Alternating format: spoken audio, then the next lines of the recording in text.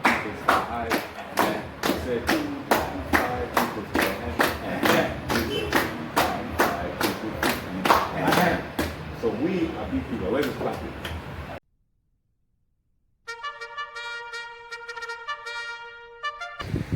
Once again, I'm here with a brother. Yes, good afternoon. Machi. Midindi Manu. Within the Manu, I like the fancy. Midindi Manu. My name is Manu. Etisen. Etisen. How are you? How are you? That's good. Hey, I'm learning. For sure. You are good. You are trying. At very least much. now you know Etisen. You know Umawachi, meaning good morning. Good morning. Yeah, Yes, greeting good in our afternoon. local Yes. language. It's good. No? How do you come from?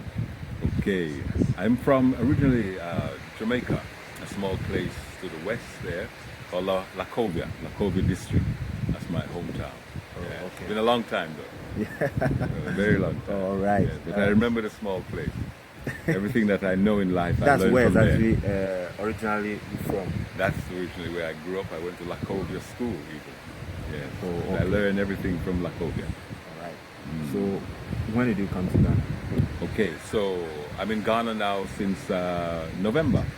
November. In November 2019, I'm here as what is called the Year of Return. Year of Return. Yes, Wow. yes, it's a fantastic title. For sure.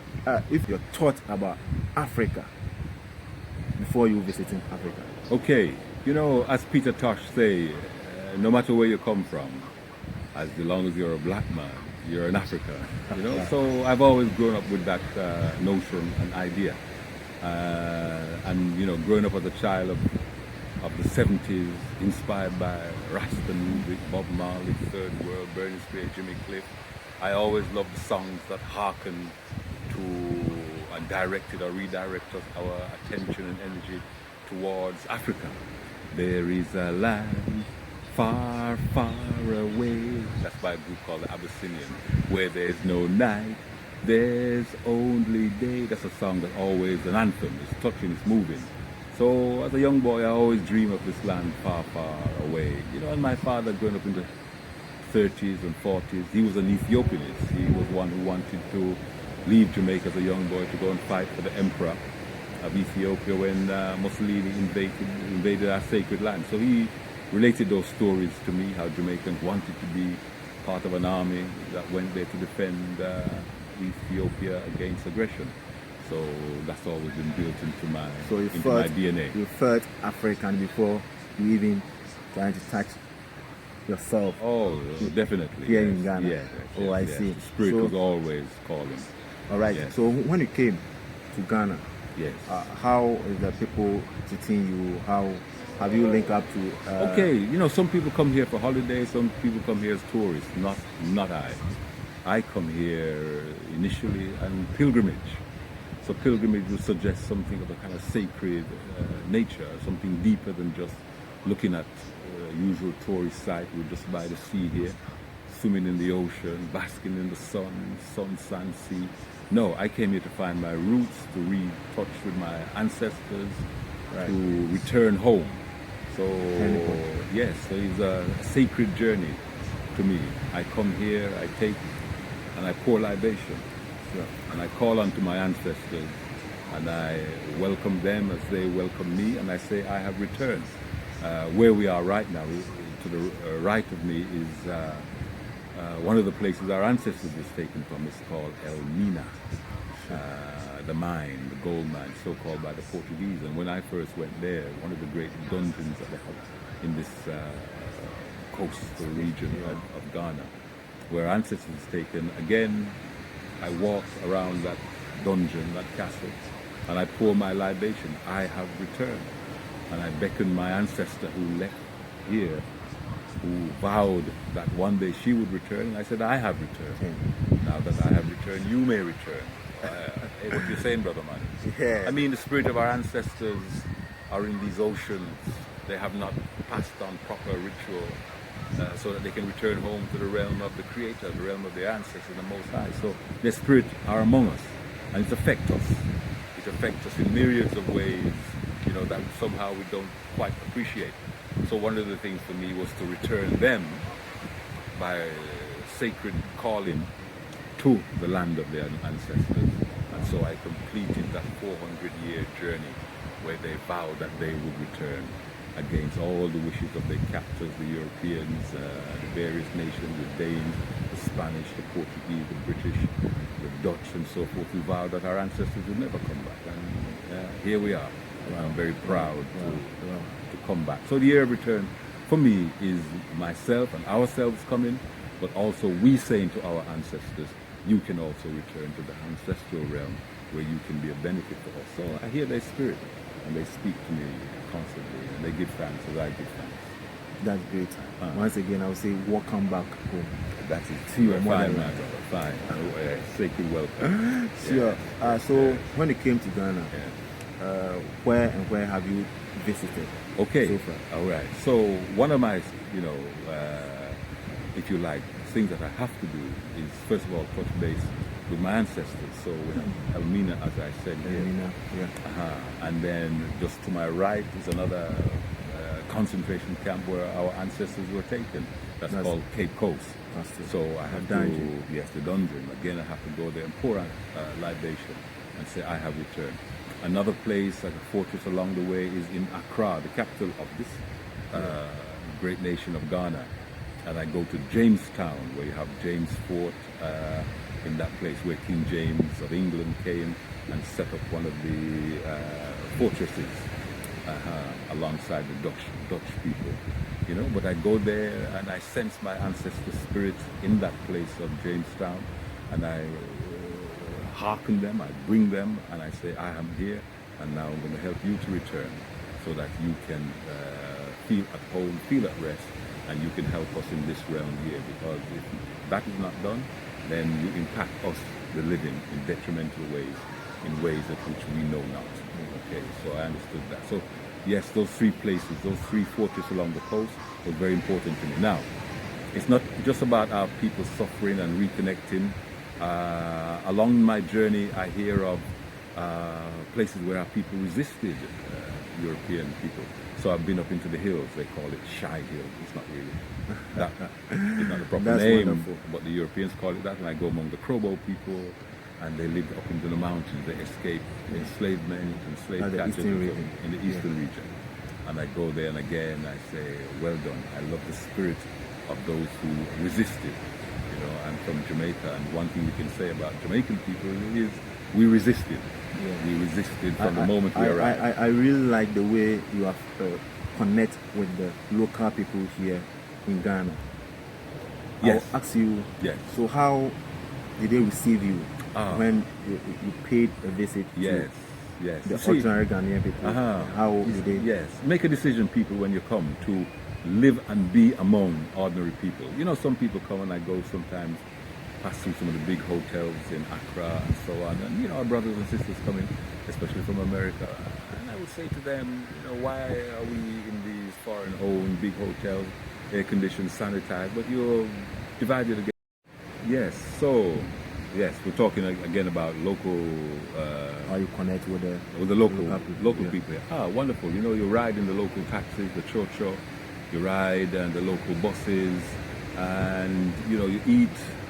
It's easy for me to eat among local people here, because in Jamaica our food is very, very simple, very similar. We have like Ghanaian food, like right? Ghanaian food. Right. So what food have you tried when you came to Ghana? Okay, so red, plantain base and beans. Yeah. That we do that in Jamaica. So we have Jamaica dukunu, which is pounded cassava and like corn. Here called fufu. Like called fufu. We have turned cornmeal, which you call banku. Banku here in Ghana. Yes, so it's very easy for me. It sits very well and very comfortable, and so on. You have green vegetable stew, which you call palava sauce. Then okra stew. Okra stew. So it's the same. Then you have to really enjoy Ghana. Trust me. It's very easy. Very you easy. You are part with us. I'm a part of Ghana, and Ghana is a part of me. That's what you are. You are really doing well. Yes. As to connect with the people. Yes. This really make you feel like you are home. Oh gosh, yeah, it's not just the year of return. Year return home. Yeah, as you visited the home, as I earlier mentioned, how they receive you? They receive you as a foreigner or as like or African brother who is home. All right. Look, how are the feelings? Look, let me just tell you something. There's one currency that Jamaica have that they love here. And yes, you're going to say dancehall, you're going to say reggae music and so on. But let me tell you what Ghanaians love about Jamaica. The language, the patois. So when I go places, people will speak to me in local, I live among the Ga people. So they'll speak to me when I go to buy coconut water, they'll speak to me in Ga. I have to tell them, no, English. And then I tell them I'm from Jamaica. The next thing isn't Bob Marley, the next thing is patois. And I said, man, I have to open up a patois school. And I get a whole crowd of especially young men wanting to take detail, how and when will I start the class, and so on and so forth. They want the language. What it is that they feel in the language? Well, they feel an energy, they feel something positive, something defiant, something that able them to just kind of energize and move with the music and so forth. You know? So that make you feel like the people here in Ghana are ready to receive our brothers and sisters. Jamaica and Ghana is an easy fit. It's a very easy fit. Right. History. We're in I'm right now in the Fanti region, and one of the great celebrations we have in Jamaica is called John Kunu. John Kunu is a celebration which we used to have every Christmas time, where we reenact.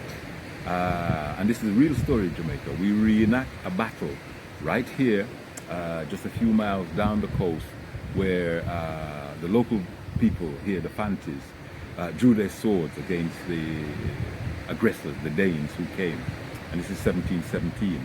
But the Danes, one of the great maritime powers of Europe, whatever, thought they could just march in and defeat an army of Fantis. The Fantis took them out.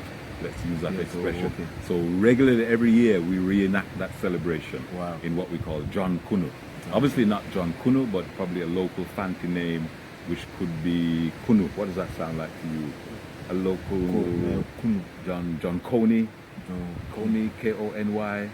Is there such a thing? Coney? K-O-N-Y. Yes. Is there Coney? Is there that name? Is that a Fanti name? Does that ring a bell to you? Coney. No, Coney? I don't know that one. You don't know that one. Okay. So it comes to Jamaica as John Kunu. But it's really an event that took place in 1717. I've not researched it in the history book, that's how I understand it. And we celebrate that. Now we have all, I live on a road called Achongpong Road. Way back in Jamaica.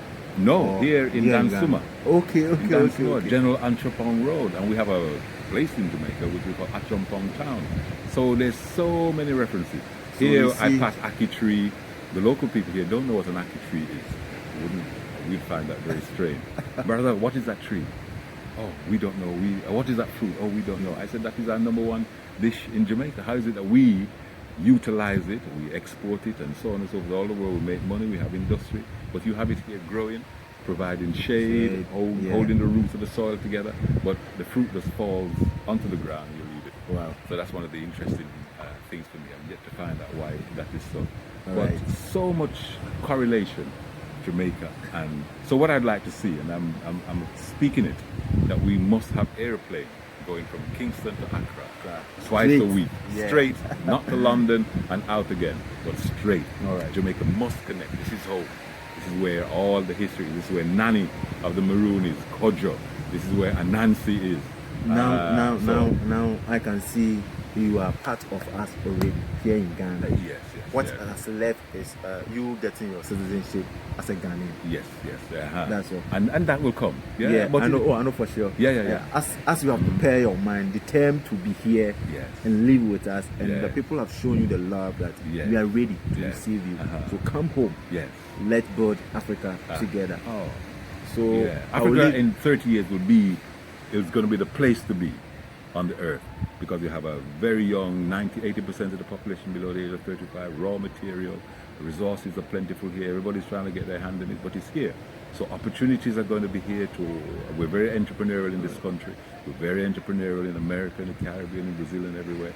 So I always talk about the pivot.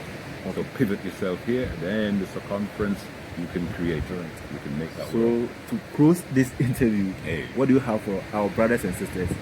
who are out there not yet here in the motherland?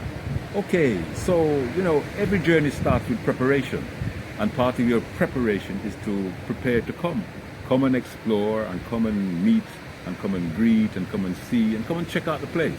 Yourself. You don't have to make one journey and that's it. You don't know, and then you may have some issues and so forth. I was speaking today to brothers who've been here 20 years, 30 years. Wow. They have experienced things. They've opened the door of no return, so we can return in an easy passage and so forth. Right. But it must be. It is time to come. Now, I say this, there are push and pull factors. You have this situation going on in America, in Europe, with the rise of what they call the far right and so on, white nationalism, racism. That's the push. And it's